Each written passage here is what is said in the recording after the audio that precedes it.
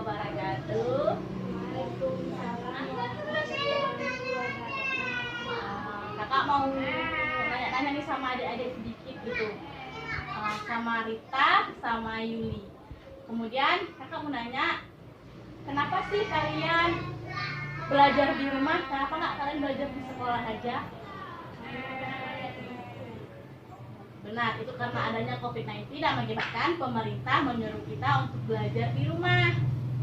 Nah, jadi kalian tuh lebih senang belajar di rumah atau di sekolah? Di sekolah. Kenapa di sekolah?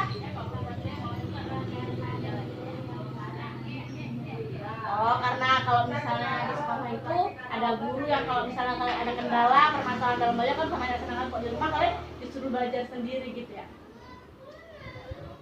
Kalau gitu sampai mana udah? Oke, kalau gitu biar kakak jawab sedikit, kakak jelaskan sedikit tentang tenaga endogen dan eksogen sama kalian. Sebelumnya kalian nonton dulu video ini.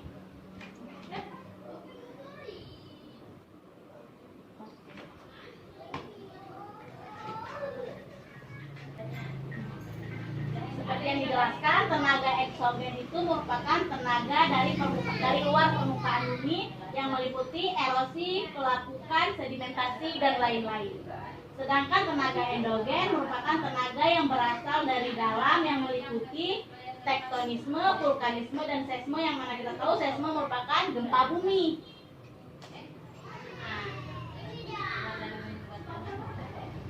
Jadi tektonisme ini berkaitan dengan aktivitas lempeng, sedangkan vulkanisme merupakan aktivitas daripada magma. Seisme berkaitan dengan kegempaan atau getaran yang dirasakan di bumi.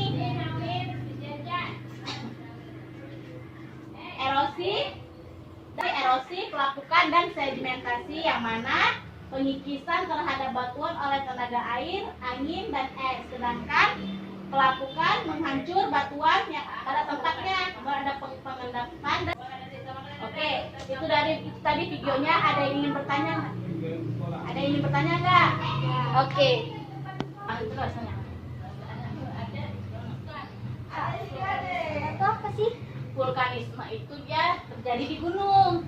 Vulkanisme merupakan gejala alam akibat daripada pergerakan magma, yaitu dipengaruhi seperti yang kita lihat tadi, dipengaruhi oleh tenaga endogen yang berasal dari dalam bumi, sehingga gesekan lempeng itu tadi mengakibatkan terjadinya gesekan sehingga terjadilah aktivitas vulkanisme di gunung. Nanti kita akan membahas tentang gunung-gunung yang ada di Indonesia.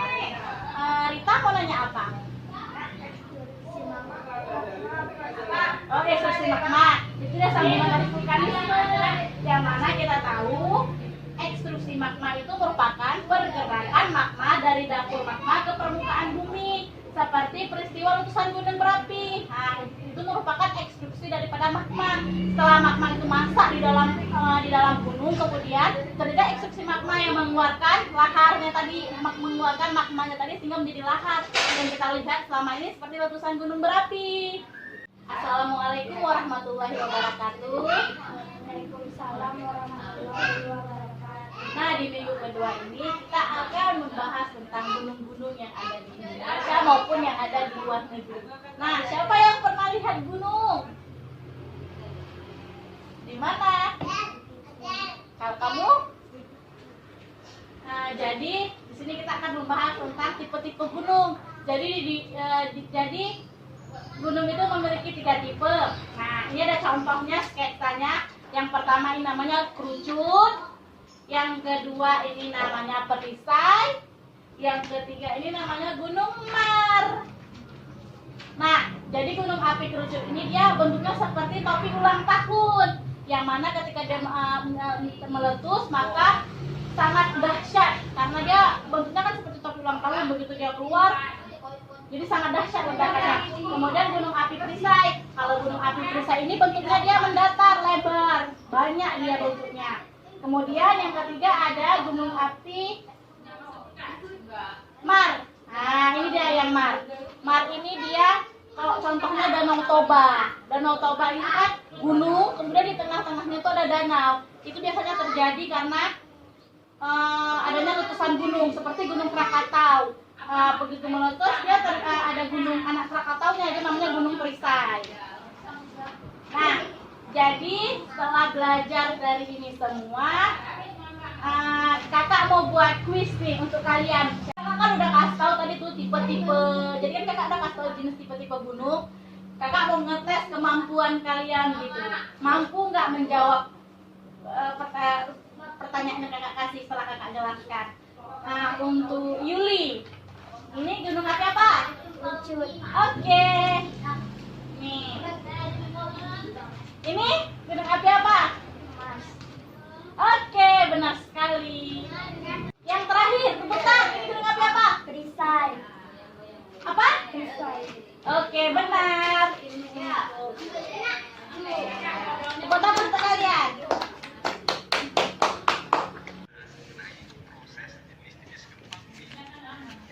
Adalah guncangan atau getaran di permukaan bumi yang terjadi secara tiba-tiba dikarenakan adanya pelepasan energi yang terjadi secara tiba-tiba pada permukaan bumi.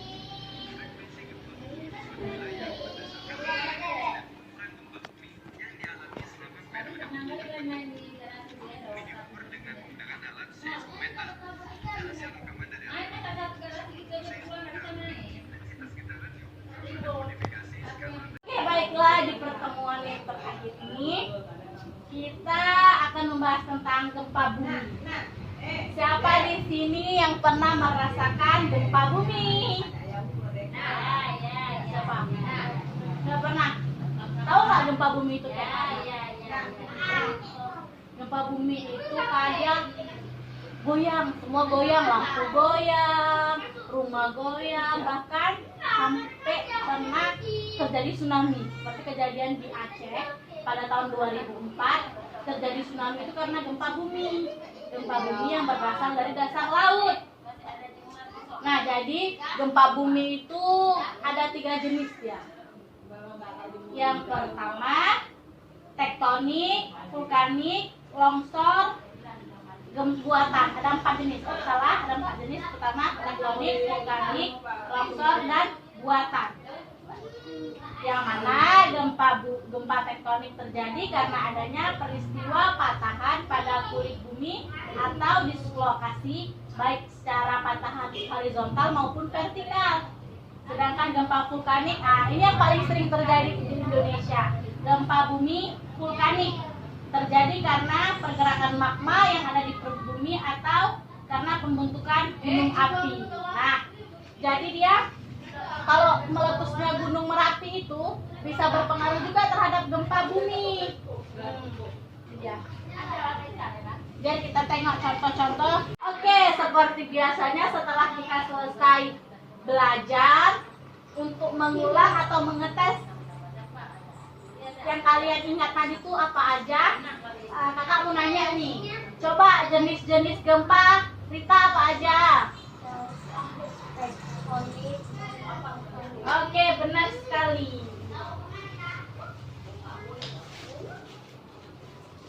Nih, ada hadiahnya. Dia kalau benar, ingat dia dapat hadiah. Kalau Yuli, jenis-jenis gempanya apa aja?